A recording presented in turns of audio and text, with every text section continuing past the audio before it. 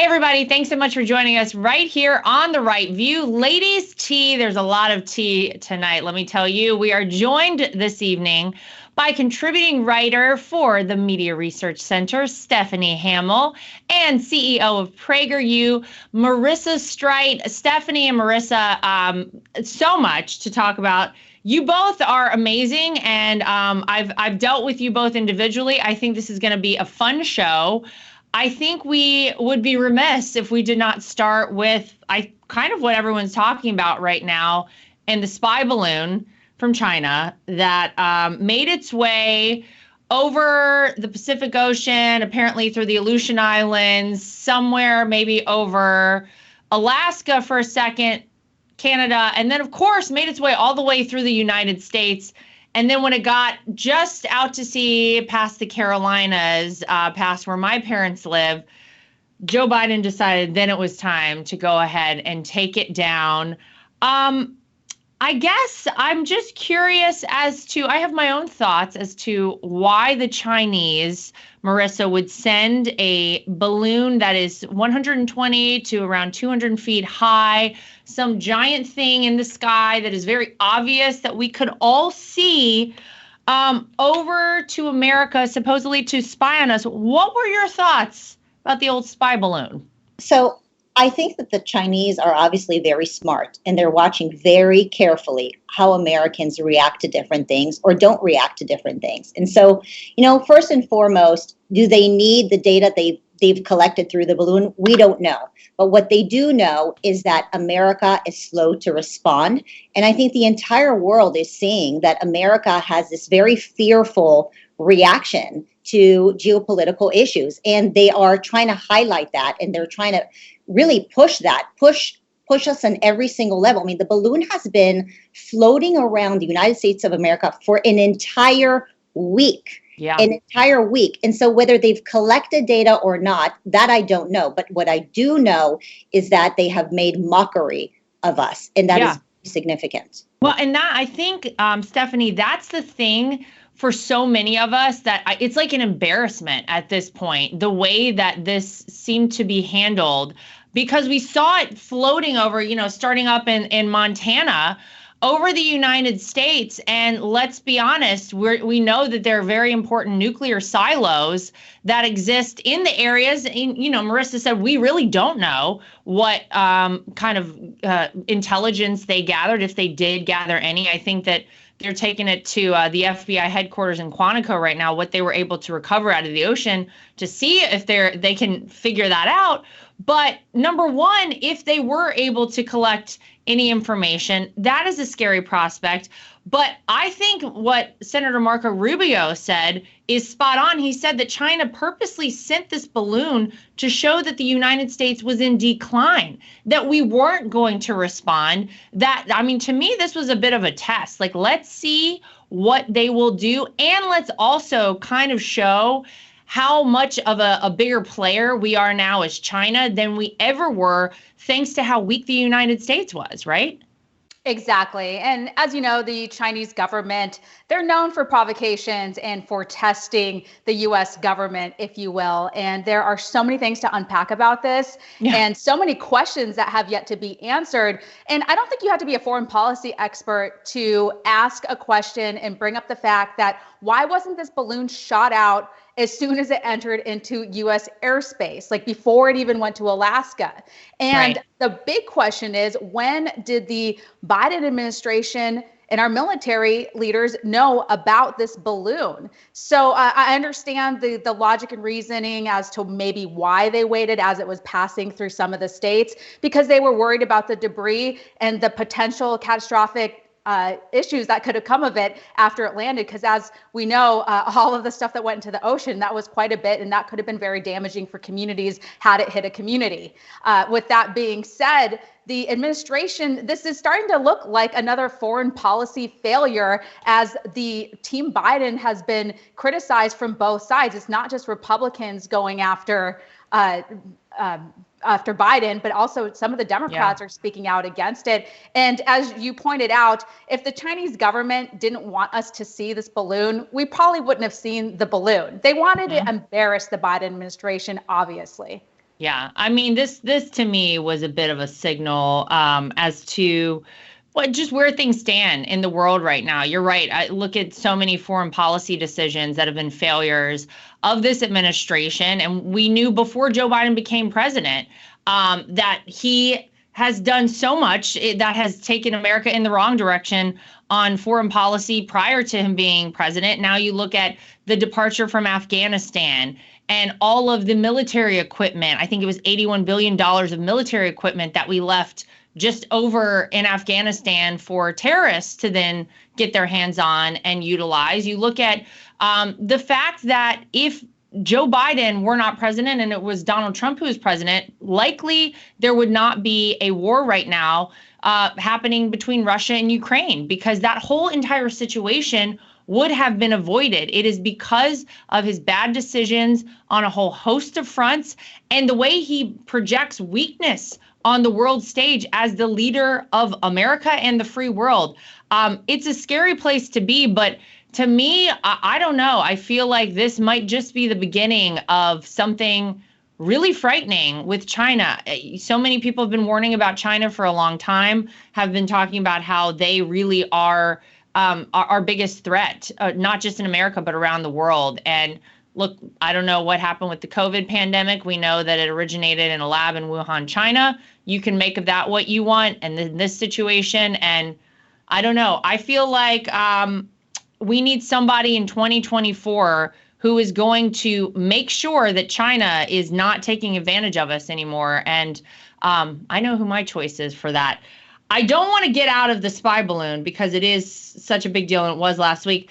But the Grammys just happened, Marissa, and you are out in Hollywood. Congratulations. You get to be amongst all of the celebrities and all of the incredible folks there. Let me just get your take on the Grammys, because it was kind of gross as far as I was concerned. Not that I watched. Well, right. So I don't even know where to start. Is it the clown show with the type of outfits that they wear these days? Oh, my gosh. I mean, it's just completely ridiculous. I used to watch these shows and I love fashion. And I used to watch these shows and love to see the fashion. Now they all dress up. Most of them dress up like clowns. You have to look for the classy outfits still. But really, the part that really upset me the most is the Grammys show that Sam Smith and Kim Petras put on. First of all, the choice of both of them, the choice of Kim winning this award. And then if you listen to her acceptance speech, as she talks about, or he, or I don't even know how to refer to the person, yeah, the person, right, accepts this speech, they actually talks about how they do target children, right? In the acceptance speech, like, while we're all being gaslit as parents and being told, oh, well, adults get to do what they want to do, and supposedly the Grammy show is a show for adults. No, they're in their acceptance speech. They're saying we're hoping that all kids who saw this can blah, blah, blah, blah, blah, accept their sexuality.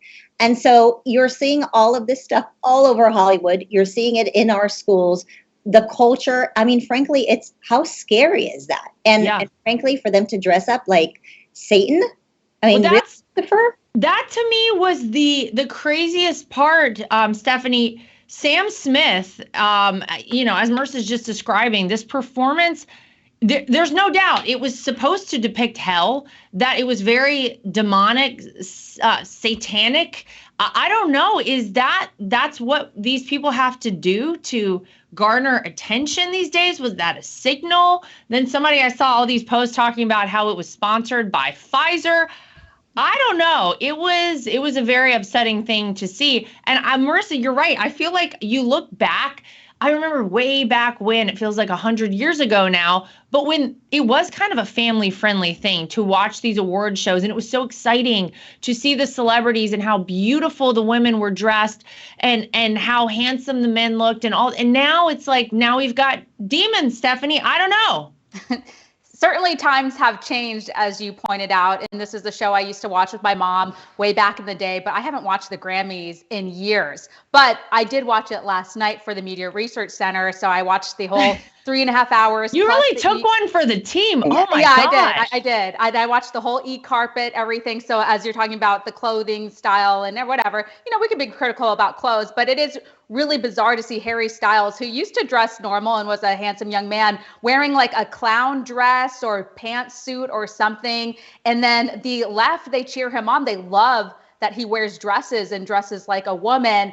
And also, as you were talking about this satanic performance, I mean, that's really what it was. Why they choose to use this as a theme, that's a good question. I don't have an answer to that. But I think it's a lot of these celebrities are trying to be edgy, but it's not edgy anymore. It's overdone. It's been done so many times. It's tired and boring and disgusting. I mean, why would you want to have that as your background? If I were a performer, I'd say, hey, whoever came up with this concept, you're fired. I don't want anything devil theme related to me and my performance and my work, as that would be offensive. They can do whatever they want, but this is the reason why the Grammys ratings continue to suffer. Last year and the year before that, they had hit all-time lows in regards to ratings, and I would imagine that would be pretty close to what's probably going to happen from yesterday's show once the rating numbers come in. And another thing that I figured was going to happen, these Hollywood celebrities cannot get over former President Donald Trump. They just can't get over him. Within the first 10 minutes, the host, comedian Trevor Noah, he throws in some Trump joke. It's not even funny anymore. It's like they continue to use President Trump as a punching bag, yet they have Biden in the White House, who is the gift that keeps on giving when it comes to material for comedians, yet they don't want to touch it. And one more point I wanted to point out, because I actually made sure of this. President Joe Biden's name was not mentioned one time the entire performance. They did say president one time when they brought in Jill Biden, who came to present an award, but they referred to him as the president. They didn't say him by name. And I think that's really revealing. Yeah, I mean, I don't really know. First of all, I guess Melania missed her invitation to the Grammys while she was first lady. She was shocked. Yeah, exactly. Shocker that she didn't get that invitation. But I mean, none of these people can seriously like Joe Biden. Maybe that's why they weren't talking about him. Maybe they were embarrassed because a lot of these people were the ones who were telling Americans they should go out and vote for him. And yet here America is in total shambles because this guy is president. And then I'm actually surprised that when his wife came out on stage, Jill Biden didn't even bother to say anything about her husband. The whole reason she was there. It's not all interesting. Word, Laura, not one word. Yeah, I mean, I don't really know what to make of that, but if you were watching the Grammys and didn't really know anything about American politics, you wouldn't know that Joe Biden was president. You would have no idea what year this was because there was nothing to tell you. In fact, you probably would still think it was when Donald Trump was president because that's the only person they actually referenced. It's so interesting as it relates to all the demonic, crazy displays. To me, if your music is good enough to stand on its own, all you need is a microphone on a stage. You don't need all that. So maybe these people need to write some better songs or do something a little better. I don't really know. Nobody watches these Hollywood shows anymore, except for people who get paid to watch it, like Stephanie. I know, if you slap each other around on stage or do some demonic performance, nobody's actually going to talk about these shows. So maybe they have to do something as outrageous as sick as what we just saw. Well, I do remember the days when Britney Spears, I remember the two performances, the one where she had the snake, right? Mm-hmm. And the Slave for You, and then the one where she was in that kind of bedazzled outfit. Those were the good old days. Those were when you could actually watch and stomach to watch these things. And now it's just nobody cares. It's just all self-aggrandizing as far as I'm concerned. These people just sit in a circle, like you said, Marissa, and pat each other on the back for being so incredible. Meanwhile, the rest of us are out here in the real world. Some people who are never in the real world are the ladies of The View. If you missed this, you'll not be surprised to hear that The View co-host Sunny, who, I actually read a comment somebody made, Sunny, Joy, and Whoopi are the most ironic names ever named of these people because it's the opposite of who they are. Sunny slammed the idea of American exceptionalism and the Pledge of Allegiance because she says it doesn't apply to a lot of our citizens. This country hasn't met this dream of being this beacon on a hill. Now, here's what I want to say. I have heard from so many people since the day that Donald Trump, by the way, got elected president, who were going to move out of this country, Stephanie, who were saying, like, this is America, I can't live here anymore. I have not seen any of these individuals up and leave the United States, and it's because they know, whether or not they want to admit it, that there is no other country that is as exceptional as the United States of America, that gives the opportunity to excel and to be whatever you want to be and whoever you want to be anywhere else like the United States of America. And I don't get the whole point of harping on and dumping on America, but it seems like that's exactly what these women on The View love to do every single day. They literally do it every single day. Yeah. And as you pointed out, the American dream is still alive, but it's becoming harder to reach because of democratic policies. They're making it impossible. They're crushing small businesses. They're every single day, trying to impede on our constitutional rights. They're making it difficult for people to make a living, especially young people. Think about what the colleges and our public education system has done to young people. It's completely handicapped them, making it difficult for them to make a living when they're indoctrinating them and just shoving social justice messages and telling them they're victims in school every single day. They're not ready for the real world. And it's really despicable to hear these people who are so successful. I would imagine every single person on The View, although women of The View are millionaires or multimillionaires, maybe more, they're all living the American dream and nobody's holding them back based on their skin color or their race. I'm the daughter of an immigrant from Mexico. My mom came here with nothing and she's living the American dream. She did it the right way legally. And growing up, my mom always told me, you can do whatever you want to do. My mom never told me you're a victim and because you're Latina, you're never going to be successful and people are going to be racist against you. And so I hate that we have people and adults in this country who are telling young people, hey, you're never going to succeed because of the color of your skin. White people are inherently racist. If you're born white, actually, you're a terrible person and you need to repent and apologize for your sins, even though you had nothing to do with slavery. And one more point about The View is, and just others too in the media and all of these grifters who consistently bash America, every single country and culture has sins of their past, difficult times of their past. And for some reason, they only want to talk about what America has done. They don't want to look at Europe or other countries in Latin America and other parts of slavery that they continue to ignore.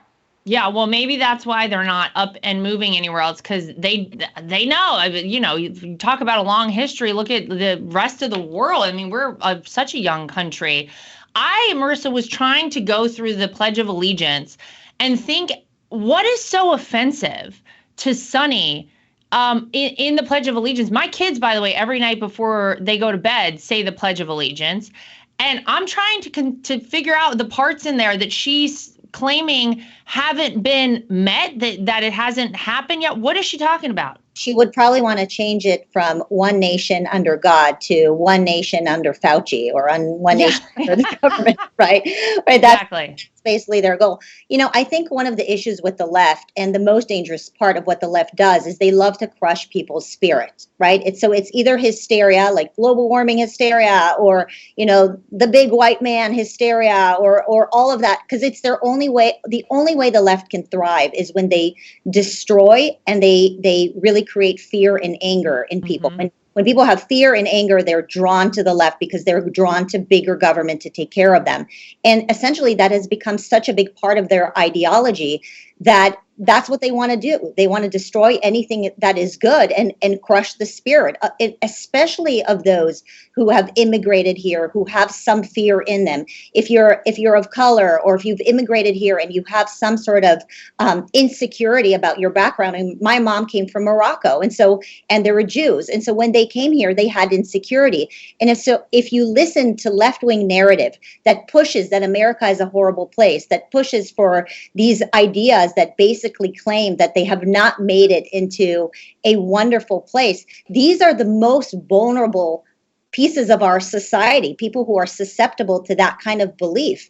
And frankly, it squashes the middle class down and anybody below them. It's not the rich who are afraid of that kind of narrative. It's the people who want to believe that they have opportunities so that they can go become the next go-getters in our country. And they don't want that. They don't want the competition. And frankly, that's what the left does. It just destroys. And you see this in Hollywood. I mean, there was just a Disney movie that's coming out now on Disney Plus, which I encourage all parents out there to just unsubscribe and have your kids watch healthy, what I call broccoli for a child's brain, healthy shows, not shows that will teach your kids that America is a horrible place. It is not a horrible place. Wait, what is the Disney movie? Well, the Disney movie, it focuses, again, on the same type of stuff that The View was talking about. The Disney movie basically covers a bunch of characters dancing around and singing. It's beautifully illustrated. The songs are always catchy and great. But the messaging is that America was built on the backs of slaves, and we still have institutional racism, and that today they should demand reparations. And so they brainwash our kids with this kind of ideology, whether it's cradle to grave, right? Either they're watching Disney Plus or they're watching The View. It's this nonstop inundation that you, even as an American, have no chance. And like for people like me or Stephanie, who are children of immigrants, the mere fact that we knew that growing up here in this country gives us every chance in the world, as long as we work hard and we wake up early in the morning and, you know, we shoot for the stars, we will win. We will live the American dream. The left doesn't want our children to hear that message. They don't want anybody to hear that message. They want everybody to feel depleted.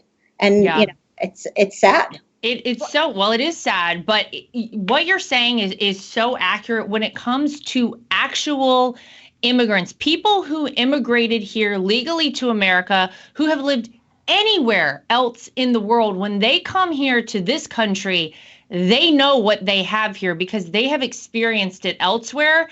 And man, are they proud to be American, and man, are they proud to say the Pledge of Allegiance with their hand over their heart.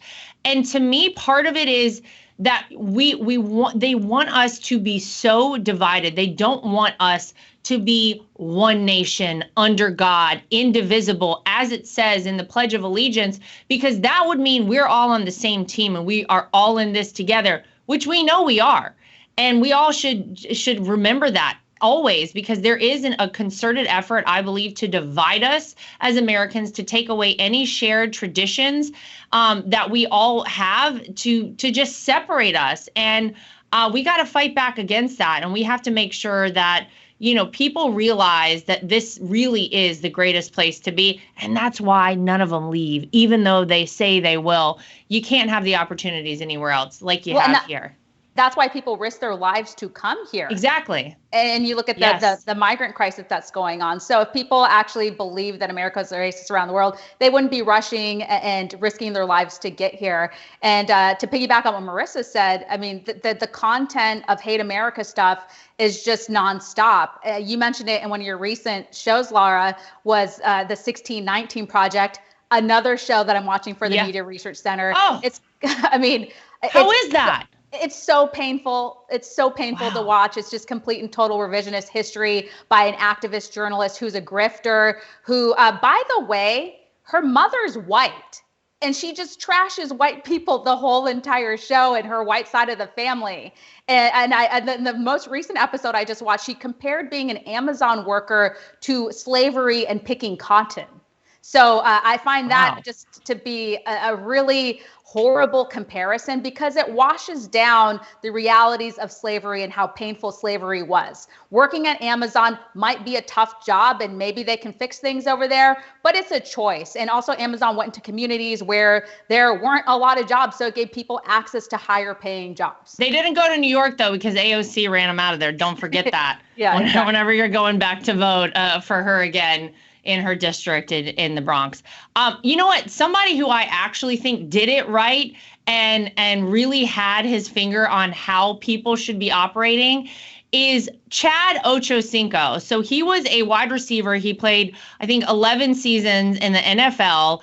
And he recently did a podcast and he talked about how he saved so much money while he was playing, which I think is so smart. And I wish people, whether you're a professional athlete or whether you work at Amazon, should listen to what he had to say. He was saying, no, I wasn't flying on private planes while I was in the NFL. I was flying Spirit Airlines in the, in the exit row, in the middle seat, that didn't recline back, because I knew I was still getting from point A to point B, and I was saving a lot of money. He made $48 million while he played in the NFL, and he says that he saved like 80% of it by flying commercial airlines and by wearing fake jewelry. Now, a lot of people would say like, oh, you got all this money, you should spend it. But I really respect the fact that he knew that he had to plan for the future. I think back oftentimes too, and I don't even know if this is true,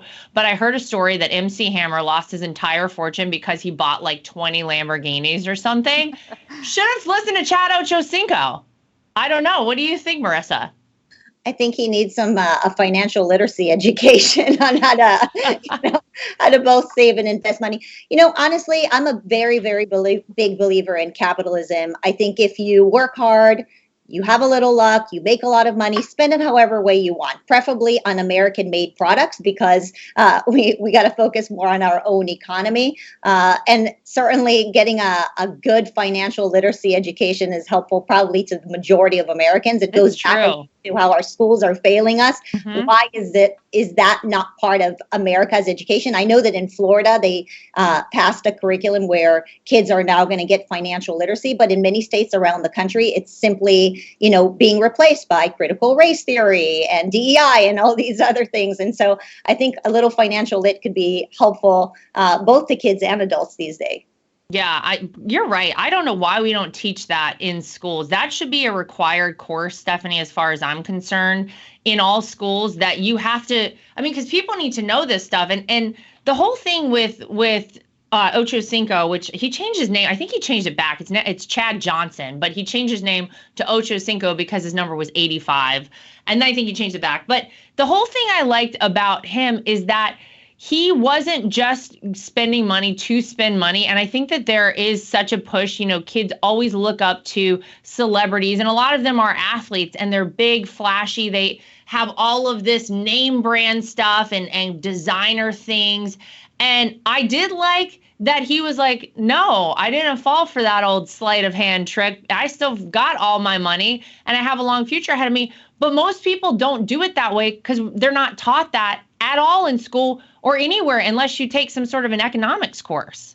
Exactly. And I love this story. And I just think about some of the wealthiest people I know and how frugal or like penny pinchers they are. I know. People and there's a reason why they're rich, right? Because they're good with money.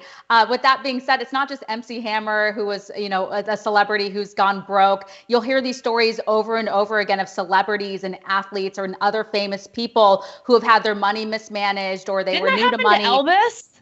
Yeah, they just started spending like crazy. And then all of a sudden, they're young and they don't realize that eventually it all comes to an end. Right. You can only play football for so long or be an athlete for so long because your body starts to get tired. Same thing with the celebrities. You get your 15 minutes and some people get more, but not everyone. So you really got to start planning financially ahead and what you're going to do in the future and make good investments and have good money managers. And to hit on your point about what they're teaching you in school, well, they're not really giving you good advice, financial advice. They're not telling you or teaching you how to do your taxes and things that actually matter in real life. And that's one of my biggest bones to pick with our college institutions and public education is that we spend so much time on other things that are just complete and total nonsense when we should be learning about things that are actually helpful as we grow up and are adults and have to manage our own lives. You mean you don't think learning about the sexuality of your teacher is more important than learning how to do your taxes one day? That's the problem so many people have. Yeah, or how to make a budget, right? You remember the old 50, 20, 30 rule where to save some of your money and how to invest? No, that's out the window. See, we should just do a whole show on that, Marissa, and then teach people what they need to know. But that's a problem. Look, how much time does your kid spend at school? And instead of actually teaching these kids something that matters down the line and for the rest of your life, that this, we're teaching them the woke nonsense. I think it's so crazy. But, in some respects, I actually think that is a goal of some, so that people become part of this system. They are on welfare. They are part of, it's just like a disgusting cycle, and it's sad. And if we taught people the right things in school, I do think a lot of people could find their way out of it. But as it exists now, I just don't know that there's any hope. And you wonder why the American education system is in such a bad place. And the education system's already starting kids off to fail by having them study useless things that give them useless degrees that equal no jobs after college. And then they have these huge student loans that they have to pay back. And it just Joe Biden will get your back. Yeah, Joe Biden will pay them off. Don't worry about it. And then we're more dependent on the government, and we're dumber, and you can manipulate us, and it's exactly what they're looking to do. Exactly. That's so crazy. Well, we have a financial lit show at PragerU, so if any of you have kids around 13, come on over. Free. We just want America to be smarter. Always coming through in the end, PragerU. I got to tell you, kudos to you guys. You really do it well. We don't have much time left in the show, but this is the big State of the Union address coming up. Speaking of old Joe Biden, halfway through his presidency, it feels like it's been 60 years that he's been in there. We've got to get through this. My goodness. Stephanie, most people in a recent Rasmussen poll, 56% do not want Joe Biden to run for president in 2024, and 39% polled say that they would like Kamala to be the running mate. So most people don't want her to be the running mate. What do you think we're going to get out of Joe Biden, and where do you think he will say the state of our union is coming up in about an hour? Yeah, and if I had a crystal ball and could, just anticipate exactly what's going on, I would believe that Joe Biden would talk about unity and unifying the country, yet then he would immediately go into bash Republicans and talk about how Republicans are racist and, all these other horrible things. So they say one thing, but then they actually mean another thing because they actually say it out loud. And he's going to try to sugarcoat our economy and everything that's going on in this country, all the challenges that we're facing, and try to tell us and paint a different story than what the American people are actually feeling. So President Biden can tell us that the economy is great. Okay, but like when you go to the grocery store and you're paying almost double what you were paying just a couple of years ago, and when you go to fill up your gas tank, or you're having to make really big sacrifices when it comes to whether or not you can afford your heating your home in the winter, all of that stuff's just noise. Yep. And all I can say, Stephanie, is that I am very happy that it will not be Nancy Pelosi standing behind Joe Biden. It'll be Kevin McCarthy. We've got somebody new in there. Marissa, any thoughts as we head into, I'm sure we'll be all on pins and needles coming up? I mean, my sad thing to say about this is I actually feel like most people are not going to listen. I think conservatives, we are not listening to this president because we know he has nothing to offer to us. Just like you said about, the Grammys, nobody's talking about him. I think most Americans don't really care what Joe Biden has to say. Conservatives already know that he's basically going to sugarcoat everything. And the left doesn't want to admit the fact that he's an empty suit. And so probably most people are not going to listen to this delivery. And, maybe it's a good thing, maybe it's a bad thing. But one thing for sure is that we have a president who is not properly representing the American spirit. And that is really what's sad. I just hope he remembers who's president, because we've heard him so many times talk about President Kamala Harris. I'm like, well, actually, no, sir, you're president. So if he at least gets that right and knows where he's at and knows what day of the week it is, it'll be a win. And the bar is very low. Let's be honest. The bar is so low for what we're all about to see. Well, look, there's always more to come. I want to thank you both for being here, Marissa and Stephanie. You guys have been so much fun. Tune in for the next Right View. We'll talk about what we actually heard from Joe, or I don't know if maybe Kevin McCarthy does a Nancy Pelosi rip of the speech. I doubt he will do that, by the way. But thank you, ladies, for joining us. And to everybody at home, as always, thanks for joining us here on the Right View. We'll see you back here next time for more.